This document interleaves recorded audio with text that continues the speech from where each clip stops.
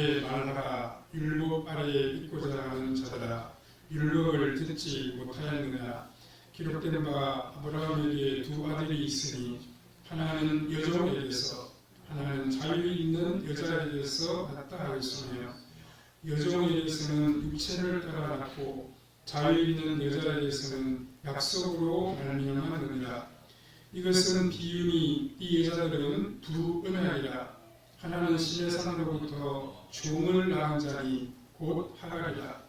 이 하갈은 아라비아에 있는 신의 산으로서 지금 있는 예루살렘과 같은 것이니 그가 그 자녀들과 더불어 종노릇하고 오직 위에 있는 예루살렘은 자유자니 곧 우리 어머니라. 거기까지 봤습니다. 오늘은 약속의 자녀라고 하는 제목으로 잠시 말씀을 생각해 보겠습니다.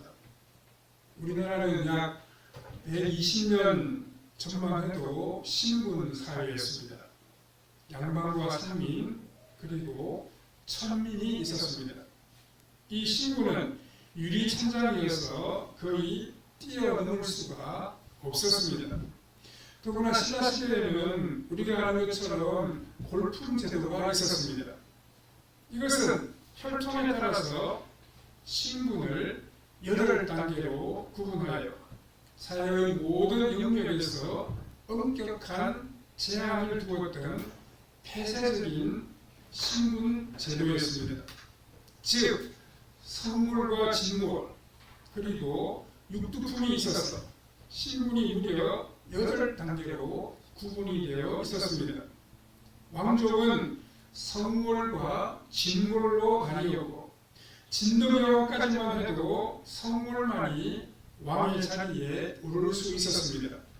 그 이후 성물이 없어져서 진물인 위열왕이 임금이 되었습니다. 또 진물은 최고의 관직을 독점하여 중앙 권력을 장악했습니다.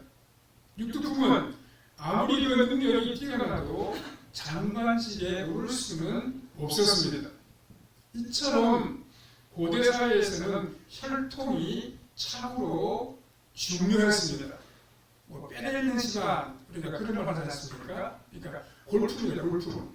그러니까 뼈를 가지고 인간의 품격을 나누었다는 거 아닙니까? 이런 현상은 우리나라에서만 있었던 것은 물론 아니었습니다. 세계적으로 나타난 일이고 근대 이전까지만 해도 거의 모든 나라에서 이런 신분 제도가 있었음을 우리가 잘 알고 있습니다. 이것은 구약 성경에서도 나타나 있습니다. 아브라함에게는 두 아들이 있었습니다.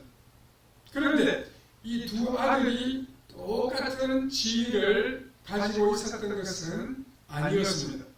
왜냐하면 그들의 어머니가 달랐기 때문이었습니다.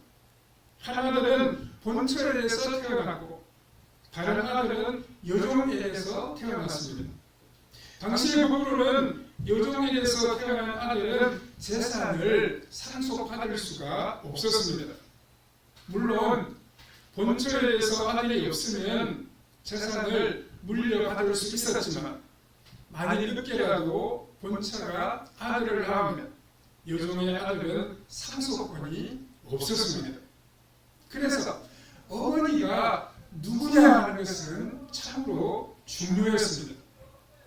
여종의 아들인 이스마엘도 아브라함의 아들이기는 했지만 어머니가 여종이었기 때문에 많은 차별을 받아야만 했습니다.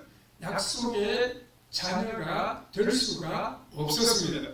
우리는 본문을 살펴보므로 주님께서 우리에게 주시는 교훈을 함께 깨달아가야 하겠습니다. 첫 번째로 당시 교회에도 문제점이 있었습니다. 사도 바울 당시의 교회의 문제가 무엇인지 우리는 본문을 통해 알 수 있습니다. 21절에 보시면 내게 말하라 율법 아래에 있고자 하는 자들아 율법을 듣지 못하였느냐라고 했습니다. 이 당시 교회는 다시금 율법 아래에 있으려고 했습니다. 다시 말해서 갈라디아 교인들은 기독교를 믿는 후에 이것으로 만족할 수가 없어서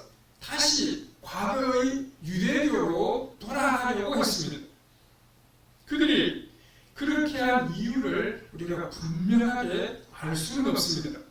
다만 이 갈라디아를 통해서 짐작해 볼 뿐입니다.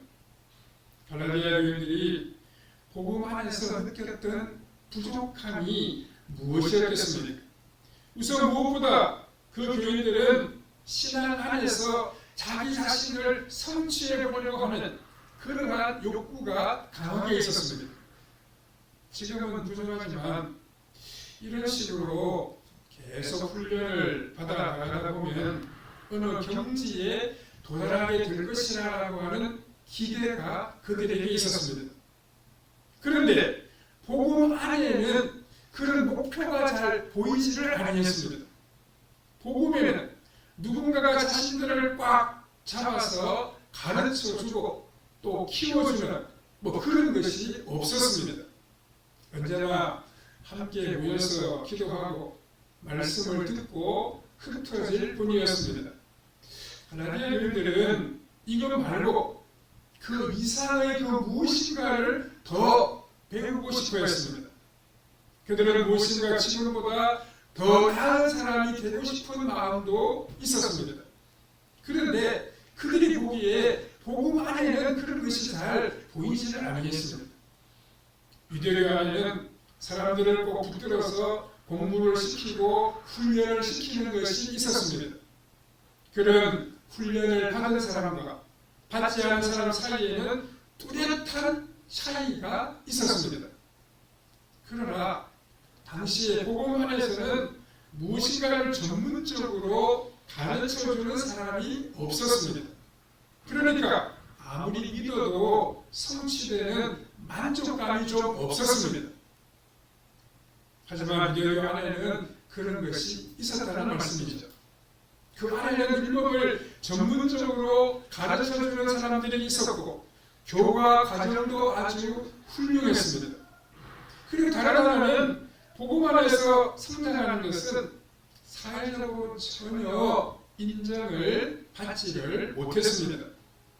유대교는 지위와 신분이 뚜렷했고 이것이 사회에 나가서도 그대로 인정을 받았습니다. 그러나 교회 자체가 당시에는 사회적으로 인정을 전혀 받지를 못했기 때문에 교회 안에서 집사나 장로라고 해서 사회에서 그대로 인정해주는 사람은 아무도 없었습니다. 즉 복음 자체는 아주 좋았습니다. 그러나 이 복음은 갈라디아 교회를 개인적으로나 사회적으로 만족시켜준 것이 없었습니다. 그래서 그들은 하나님을 같은 하나님을 섬긴다고 하면 개인적으로도 성취감이 있고 사회적으로 인정을 받을 수 있는 유대교를 택하기로 한 것입니다. 그래서 그들이 복음을 버리고 유대교로 다시금 돌아가게 되었다는 말씀입니다. 두 번째로 아브라함에게는 두 아들이 있었습니다. 바울은 아브라함의 두 아들을 예로 들어서 오늘 본문을 계속해서 이어가고 있습니다. 22절 23절에 기록된 바 아브라함에게 두 아들이 있으니 하나는 여종에게서 하나는 자유 있는 여자에게서 낳다 하였으며 여종에게서는 채를 따라 낳고 자유 있는 여자에게서는 약속으로 말미암으리라 라고 했습니다. 아브라함에게 두 아들이 있었습니다. 그런데 두 아들은 똑같은 대우를 받을 수 있는 그런 아들이 아니었습니다. 사회적으로 한 아들은 여종에게서 태어났고 다른 아들은 자유 있는 본처에게서 태어났습니다. 그러므로 이 두 아들은 이미 같은 권리를 누릴 수 있는 아들들이 아니었습니다. 당시 사회는 아버지가 같다고 해서 똑같은 권리를 주지를 아니했습니다. 어머니가 누구냐에 따라서 누릴 수 있는 권한과 특권이 달랐습니다. 그러나 더 중요한 것은 사회적인 것이 아니라 영적인 것이었습니다. 하나님께서 아브라함에게 상속자를 주시겠다고 과거에 약속하신 바가 있습니다. 그런데 먼저 태어난 아들은 어땠습니까? 인간적인 방법으로 어디를 보내는 그런 아들이었습니다. 하지만 두 번째로 태어난 아들은 하나님께서 아브라함에게 하신 약속에 따라 주신 약속의 자녀였습니다. 그러면 이것이 하나님 앞에서 그 의미가 너무나도 다르게 됩니다.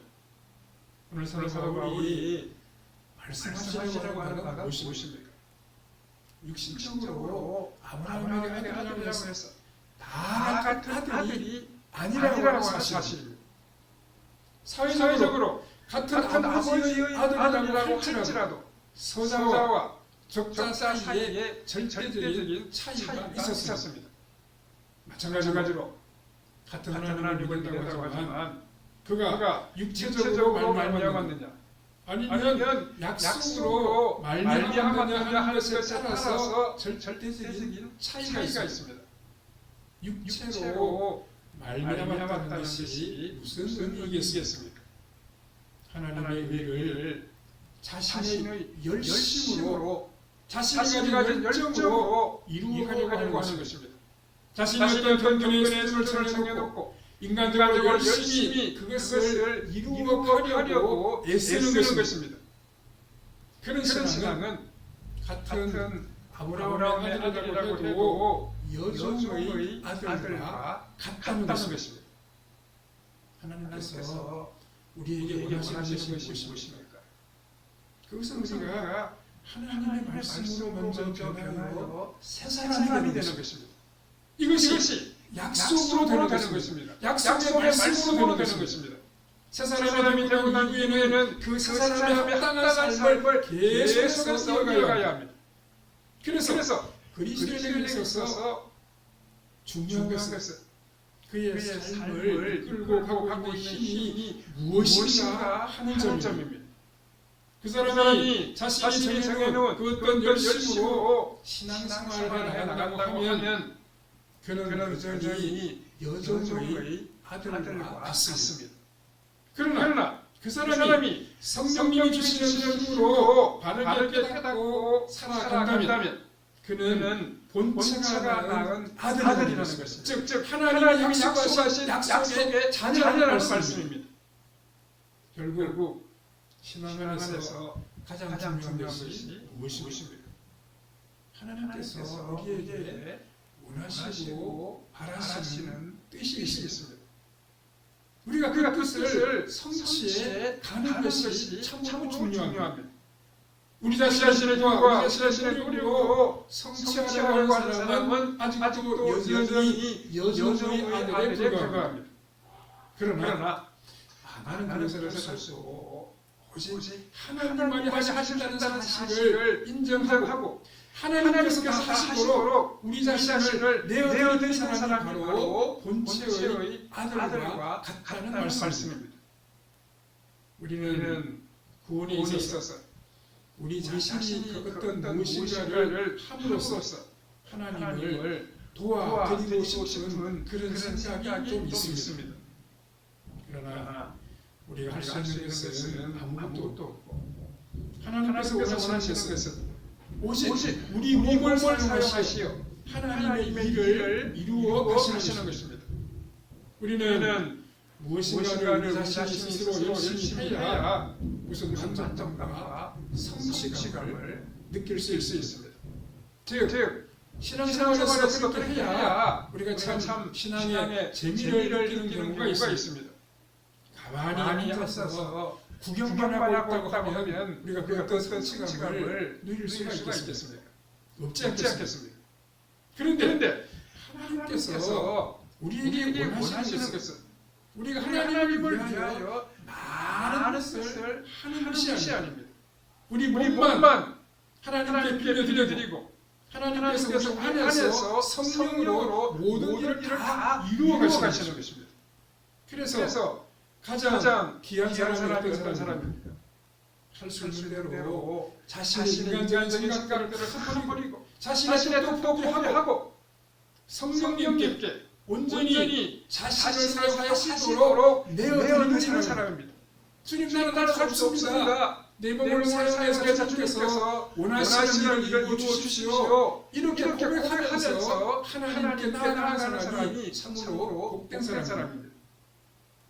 같은 하나님을 믿는다고 해서 다 같은 것이 아닙니다. 그 사람 안에서 어떤 분이 그 일을 하게 하시느냐 하는 것이 결정적으로 중요하다는 말씀입니다. 그래서 우리는 우리의 마음을 성령님께 내어드려야 됩니다. 성령님이 하시도록 기도하면서 성령님과 함께 일해 나갈 때 우리 하나님께 영광을 돌리게 되고 참 하나님 기뻐하시는 선한 뜻을 이루어 드릴 수가 있습니다. 세 번째로 두 개의 언약이 있습니다. 이제 사도 바울은 두 여인에게서 두 언약으로 확대하여 본문을 정리해 나가고 있습니다. 24절 이하에 보면 이것은 비유니 이 여자들은 두 언약이다. 하나는 신의 산으로부터 종을 낳은 자니 곧 하갈이라. 이 하갈은 아라비아에 있는 신의 산으로서 지금 있는 예루살렘과 같은 것이니 그가 그 천하들과 더불어 종로로 타고 오직 위에 있는 예루살렘은 자유자니 곧 우리 어머니라. 이렇게 말씀하고 있습니다. 하나님께서 이스라엘 백성들에게 두 가지 언약을 주셨습니다. 하나는 신의 산 언약입니다. 바울은 여정이나 그의 아들이 보여주는 것이 바로 신의 산 언약이라고 말씀하고 있습니다. 신의 산의 율법은 은혜가 아닙니다. 하나님이 공의로 다스리시고 진노하시는 분이심을 보여주는 언약이 바로 이 신의 산 언약입니다. 이것은 하나님의 나라를 바라보면서 어떻게 하든지 인간의 노력으로 하나님의 의를 이루어 드리려고 애쓰는 그러한 언약이라고 말할 수 있습니다. 사도 바울은 신의 산과 지금의 예루살렘은 본질적으로 같은 것이라고 말하고 있습니다. 그 이유는 장소만 달랐지 내용은 변한 것이 전혀 없기 때문입니다. 중요한 것은 하늘에 있는 예루살렘입니다. 갈라디아 교회는 신의 산이 아니라 지금의 예루살렘 성전의 자녀들이 아니라는 것입니다. 갈라디아 교회는 하나님의 아들의 언약으로 주님의 자녀가 된 사람이라고 말씀합니다. 이것이 무슨 뜻입니까? 우리가 사람의 노력은 하나님 앞에서 결코 의로워질 수가 없다는 뜻입니다. 하나님께서 인정하시는 것은 하나님의 성령으로 행하는 것입니다. 하나님의 자녀들은 약속의 자녀들은 자신들의 만족을 위하여 신앙생활을 하는 그런 사람들이 아닙니다. 신앙생활을 통해서 이 땅에서 인정을 받고 성공하는 것도 물론 아닙니다. 오직 우리 하나님께서 인정하시는 신앙은 하나님께서 그를 사용하실 수 있도록 자신의 삶을 온전히 하나님께 내어드리는 것입니다. 자기 자신을 포기하고 살아가는 사람입니다. 하나님께서 모든 것을 다 맡기고 살아가는 사람입니다.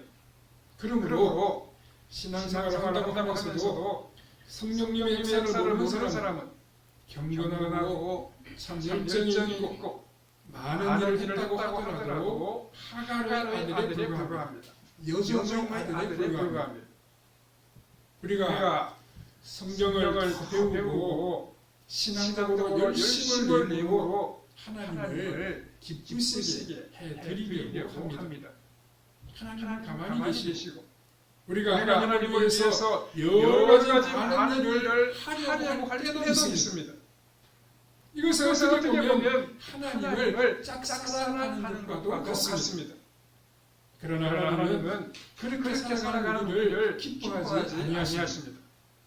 왜냐하면 우리 마음이 변하면 얼마든지 그 하나님을 거부할 수 있기 때문입니다. 그러나 어느 한순간 성령님은 우리 안을 비추셔서 우리가 얼마나 악하고 추한 존재이며 우리가 할 수 있는 것이 아무것도 없다는 사실을 깨닫게 하십니다. 그때 우리는 전적으로 우리 자신이 아무것도 아니며 오직 예수 그리스도께 우리 삶을 전적으로 다 맡기게 됩니다. 주님, 저는 어쩔 수 없는 사람입니다. 주님이 나와 함께 주셔야 됩니다. 주님이 나를 도와주셔야 됩니다. 이렇게 고백하며 나아가게 된다는 것입니다.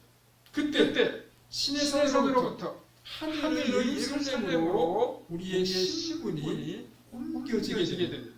약속의 자녀로 변화게 된다는 말씀입니다.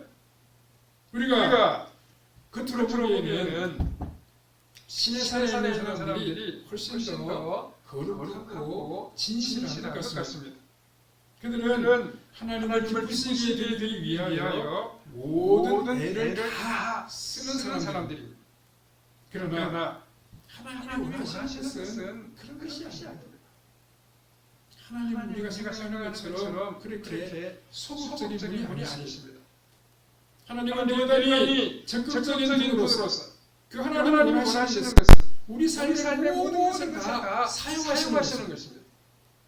하나님은 우리가 마음과 뜻과 정성을 다하여 하나님을 사랑하기를 원하십니다.